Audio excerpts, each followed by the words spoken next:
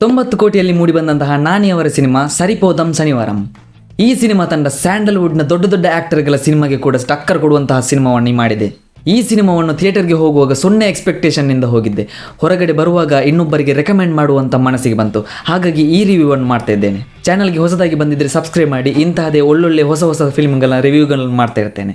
ಒಂದು multi starrer powerful film, full of action ಮತ್ತು ಒಂದೊಳ್ಳೆ ಸ್ಟೋರಿ ಇರುವ ಫಿಲ್ಮನ್ನು ನೋಡಬೇಕಂತ ಹೇಳಿದರೆ ಈ ಫಿಲ್ಮನ್ನು ಇವಾಗಲೇ ಹೋಗಿ ಚಿತ್ರಮಂದಿರದಲ್ಲಿ ನೋಡ್ಕೊಂಡು ಬನ್ನಿ.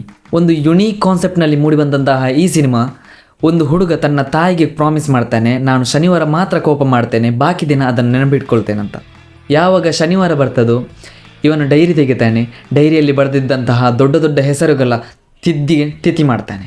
ಆ ಡೈರಿಯಲ್ಲಿ ಬರೆದಂತಹ ಹೆಸರು ಮನುಷ್ಯರಾದರೆ ಪರವಾಗಿಲ್ಲ, ಆದರೆ ಒಬ್ಬ ರಾಕ್ಷಸನಾಗಿದ್ದರೆ, ಹೌದು ಆ ರಾಕ್ಷಸ ಬೇರೆ ಯಾರೂ ಅಲ್ಲ, ಪೊಲೀಸ್ಗಳು ಮಾಡಬಾರ್ದಂತಹ ಎಲ್ಲ ಕೆಲಸಗಳನ್ನು, ಗುಂಡಗಳು ಮಾಡಬೇಕಂತಹ ಎಲ್ಲ ಕೆಲಸಗಳನ್ನು ಇವನು ಮಾಡ್ತಾನೆ. ಮತ್ತು ಆ ಪೊಲೀಸ್ನ ಸ್ಕ್ರೀನ್ ಪ್ರೆಸೆನ್ಸ್ ಏನಿದೆ ಅದು ನಿಮ್ಮ ಮೈಂಡಲ್ಲಿ ಫೀಲ್ ಆಗ್ಬೋದು. ಇದರಲ್ಲಿ ಒಳ್ಳೆಯ ವಿಷಯ ಏನಂದರೆ, ಹೀರೋಗೆ ಹೀರೋ ಆಗಬೇಕಂದ್ರೆ ಒಂದು ಬ್ಯಾಕ್ಗ್ರೌಂಡ್ ಸ್ಟೋರಿ ಇರ್ತದೋ ಹಾಗೆ ವಿಲನ್ಗೆ ಇವರ ಪಾಸ್ಟ್ ಸ್ಟೋರಿಯನ್ನು ಒಂದೊಳ್ಳೆ ರೀತಿಯಲ್ಲಿ ಪ್ರೆಸೆನ್ಸ್ ಮಾಡಿದ್ದಾರೆ. ಯಾಕಂದರೆ ಆ ಪೊಲೀಸ್ ಕ್ಯಾರೆಕ್ಟರ್ನಿಂದ ನಿಮಗೆ ಭಯ ಆಗಬೇಕಂತ.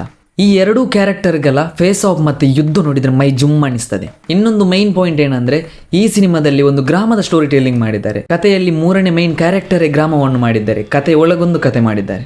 ಇದೊಂದು ಫುಲ್ ಆನ್ ಎಂಟರ್ಟೈನ್ಮೆಂಟ್ ಮತ್ತು typical mass masala action film ಆಗಿದ್ದರಿಂದ ಈ ಸಿನಿಮಾವನ್ನು ನೀವು ನೋಡಲೇಬೇಕಾಗ್ತದೆ. ಇನ್ನೊಂದು ಬೆಸ್ಟ್ ಪಾರ್ಟ್ ಏನಂದರೆ, ಈ ಸಿನಿಮಾದ ವಿಲನನ್ನು ಕಾಮಿಡಿ ರೀತಿಯಲ್ಲಿ ಪ್ರೆಸೆನ್ಸ್ ಮಾಡಿದ್ದಾರೆ. ಆ್ಯಕ್ಷನ್ ಸೀನ್ ಕೂಡ ಒಳ್ಳೆಯದಾಗಿ ಮಾಡಿದ್ದಾರೆ. ಹೀರೋನ ಎಕ್ಸ್ಪ್ರೆಷನ್ನಿಂದಾಗಿ ಈ ಆ್ಯಕ್ಷನ್ ಸೀನ್ಗಳೆಲ್ಲ ದೊಡ್ಡದಾಗಿ ಕಾಣ್ತದೆ. ನಮಗೆ ಪ್ರೀತಿ ಇಲ್ಲದೆ ಸಿನಿಮಾ ಇರುವುದಿಲ್ಲವೇ, ಹಾಗೆ ಪ್ರೀತಿಯ ಪ್ರೇಮದ ಕಥೆಯನ್ನು, ಸಣ್ಣ ಸ್ಟೋರಿಯನ್ನು ಮಜಾ ಬರುವ ರೀತಿಯಲ್ಲಿ ಈ ಸಿನಿಮಾಕ್ಕೆ ಹಾಕಿದ್ದಾರೆ.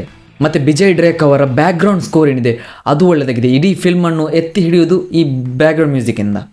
ಇಷ್ಟು ಹೇಳಿದ ನಂತರ ಈ ಸಿನಿಮಾವನ್ನು ನೀವು ಥಿಯೇಟರ್ಗೆ ಹೋಗಿ ನೋಡಲಿಲ್ಲ ಅಂದರೆ ಪಶ್ಚಾತ್ತಾಪ ಆಗ್ಬೋದು.